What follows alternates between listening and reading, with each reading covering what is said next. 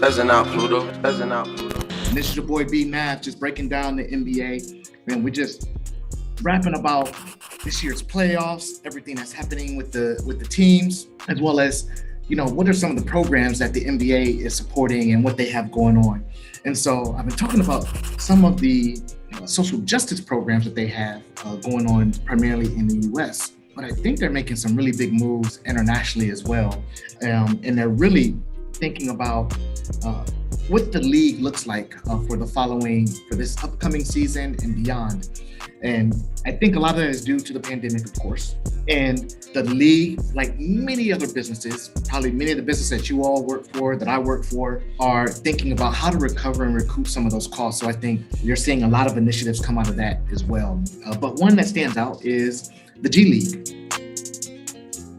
And the GLeague is starting their first team in Mexico City for the 2021-2022 season. And it's part of an initiative that I think to expand and identify talent and bring in talent around the globe and start to build a better pipeline as you're starting to see the likes of what's coming out of the Ball League or the Basketball Africa League.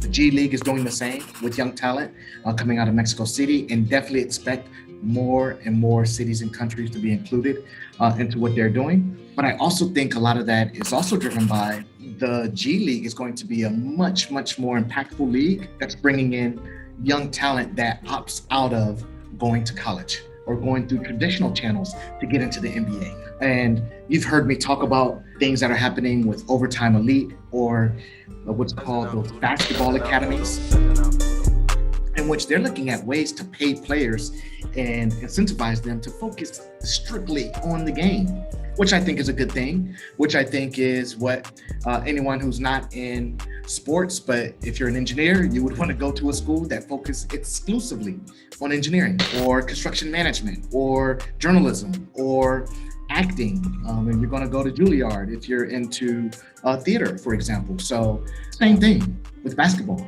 with the NBA. And I think they're identifying an opportunity to incentivize talent to do that. And in the case of the G League, they said, we're not just looking domestically, they're looking in markets where you wouldn't necessarily expect players to come from. I tip my hat to that.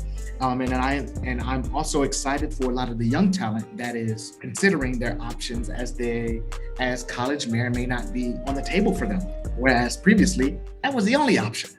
But you better believe the next CBA, when it comes up, I definitely expect direct to NBA to be on the table for players that are coming out of high school.